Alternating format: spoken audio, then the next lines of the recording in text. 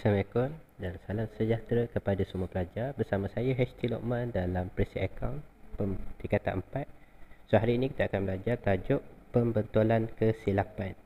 Okey, so dalam pembetulan kesilapan ni kita belajar berkaitan dengan kesilapan di dalam imbangan duga.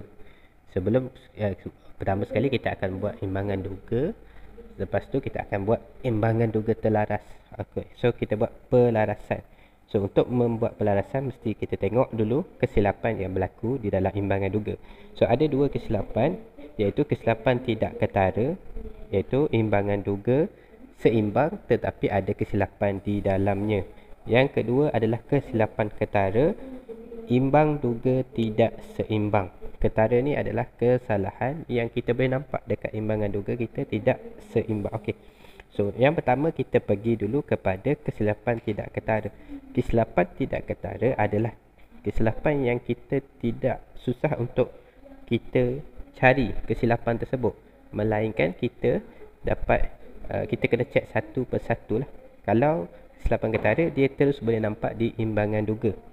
Okey. So, antara kesilapan ketara yang ada dalam tajuk ini adalah kesilapan ketinggalan satu urus niaga. Kesilapan ini tidak dicatatkan di dalam mana-mana urus niaga. Sebagai contoh, ambilan barang niaga 120 terlupa rekod. Apabila terlupa rekod, tidak ada catatan di dalam imbangan duga. Jadi kita buka jenayah, debitkan ambilan dan kreditkan belian. 120 lah. Okey, kesilapan prinsip. Kesilapan prinsip ni kesilapan memasukkan satu dokumen ataupun kita meletakkan tersilap letak, kita salah faham tentang apa itu aset. Contohnya aset. So aset ni adalah kenderaan, tetapi membaiki kenderaan tu bukan aset. Membaiki kenderaan, membaiki apa-apa aset itu dikira sebagai belanja membaiki. So kesilapan ini biasanya diketahui tersilap biasanya orang yang tidak mengetahui tentang konsep Presi Account ni.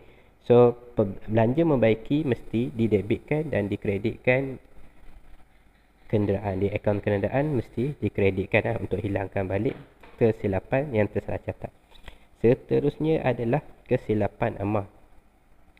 Kesilapan amount sebagai contoh, jumlah jualan daripada Haikal 750 tersilap rekod sebagai RM570 dalam kedua-dua akaun. Jadi kesilapan ini saling mengimbang, cuma terkurang catat. Okey, so untuk terkurang catat dalam kesilapan amount ni, kita mesti tambah balik atau debitkan balik ke dalam akaun Haikal sebanyak 180 dan kreditkan dekat akaun jualan sebanyak 180. Berbeza pula sekiranya terlebih.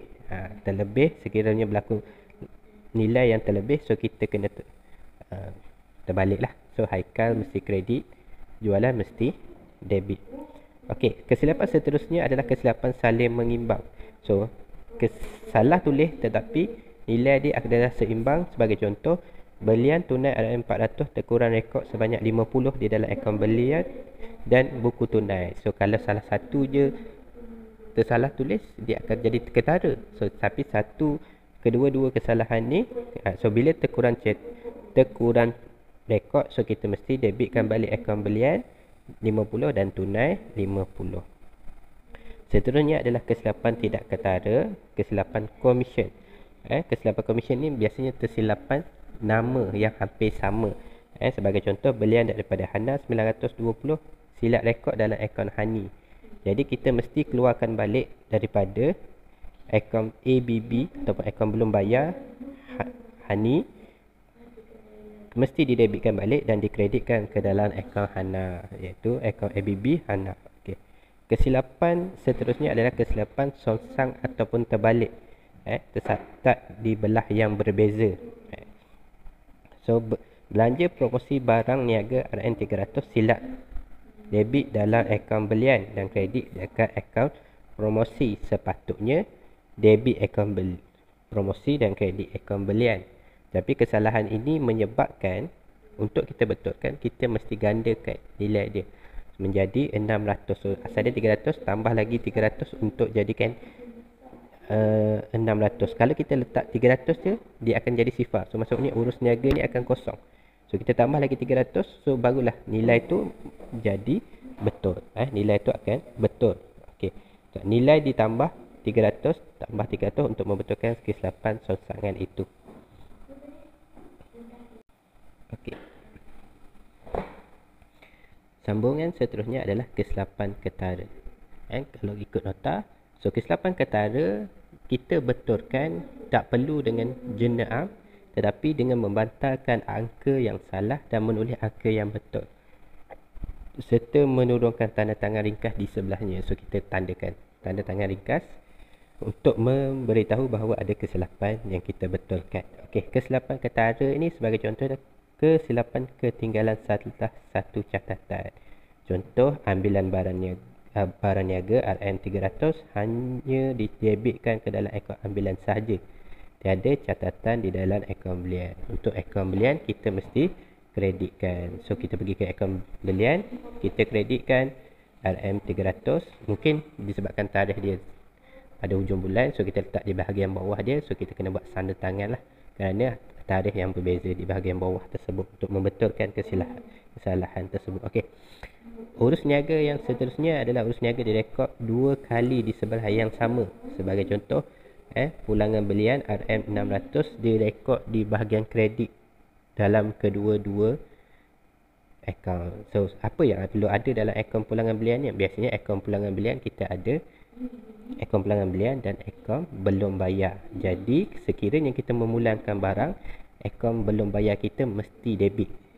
So 600 sepatutnya didebitkan. So kita kena potong dekat belas kredit akaun belum bayar, kita debitkan 600 di sebelah debit. Okey. Seterusnya, amount kredit berbeza daripada amount debit.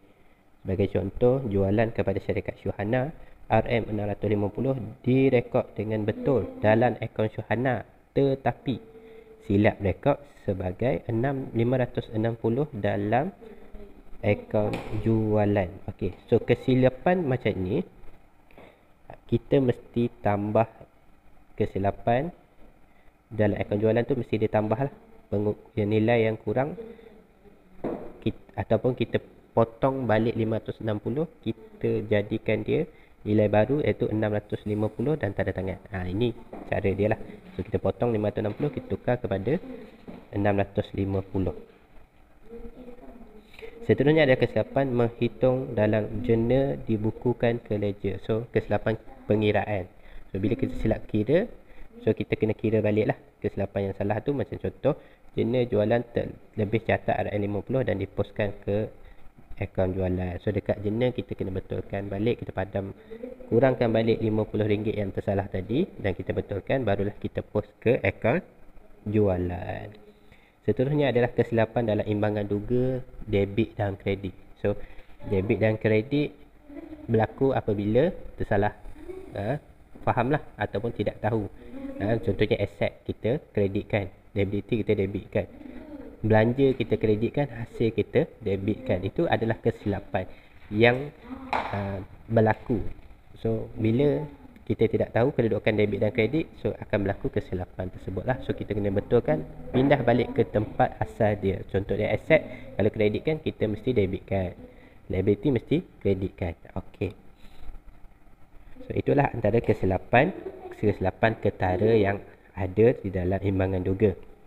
So untuk sekian sahaja, terima kasih.